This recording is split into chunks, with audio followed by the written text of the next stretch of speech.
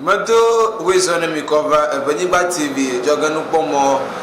wona oji le dabala jonshi kana le safton amete nuto mamganu to le mi pogale le kana zikoma godo kadu yesi ba mi apanya jole epegbema yiye de ba mi akwajare ya pala jini mi ape ajoganu pomo wona okatan kenye nkwenye nate agbeyo me peter ka bi na ma agara nya jo ma alan kunu ngodo nya ope akpaji nemi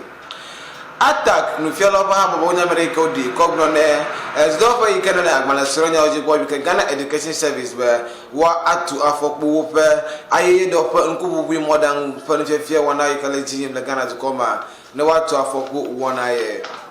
kala ta babu hala message go do fe de sinami ba ama andre onya mere ko bo fa gba lenka ka ever le covid-19 fa do le pan gbagbulan wona ofe akwaji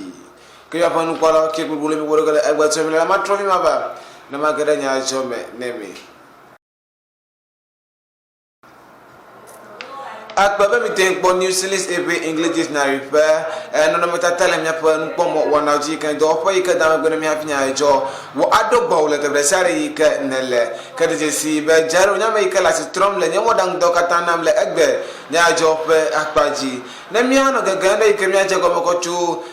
la message ko do pe panya wo pa akpaji ya wona mi se go mebe no vi wo me andre wonya mere ika obu cho pa jinu evie panga ka evie ba desne etogbele pa ko ga clip la vo evene kana message ko do penya noa wona mi sa ko mebe le covid-19 penya ola ikema abajun eve panga ka gban togbe va ya you think la dolale akbere kala fa ene we eve ko bu pagbe ko to dolale fe asime kaji o de mebe ku de dolale fe agbe je wona iko de andre bubu pe agbada fifi no bi kata no bo fa agbada covid-19 fe dolale pasime yanya akbere kala fa ene klo we ashiki akbere kala fa ene klo we ashiki kala duru e pa je wona mi sa ko mebe le Ghana to come go do covid-19 fa dolale ya fifi le akbere kaka kle away 1010 let to come ko na mi sa ko mebe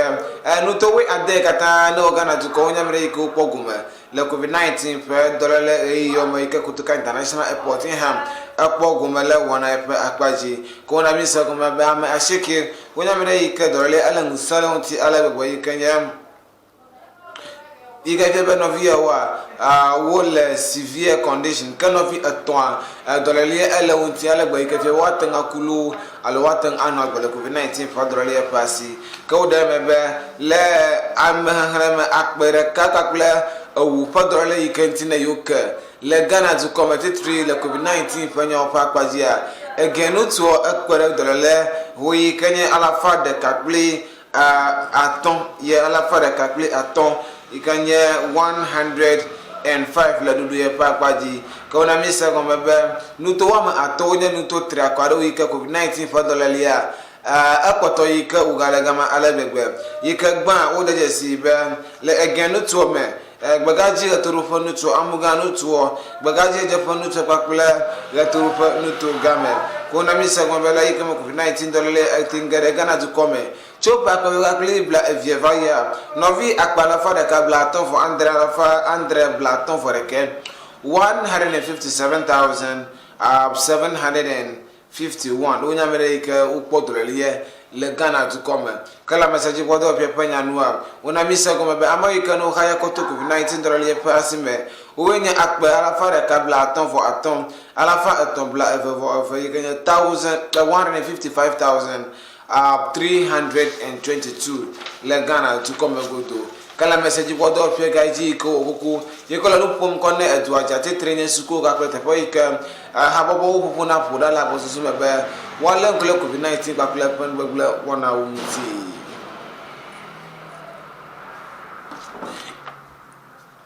akbebe midle ka kula Ewenyigba TV Nyadzɔdzɔwo fiele yeme kana mi aga no gegem de zukonya bubu pe akpaji nemi yika mi ano All Teachers Alliance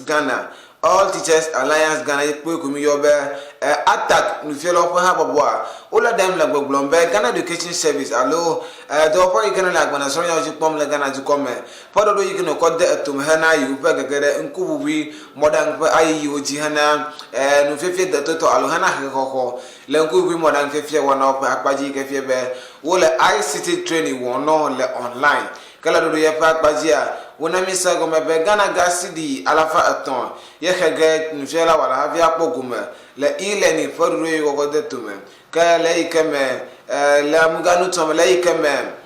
le wono nu pom ko na Nyadzɔdzɔwo la ko kude wo podo do ntia wona misa go mebe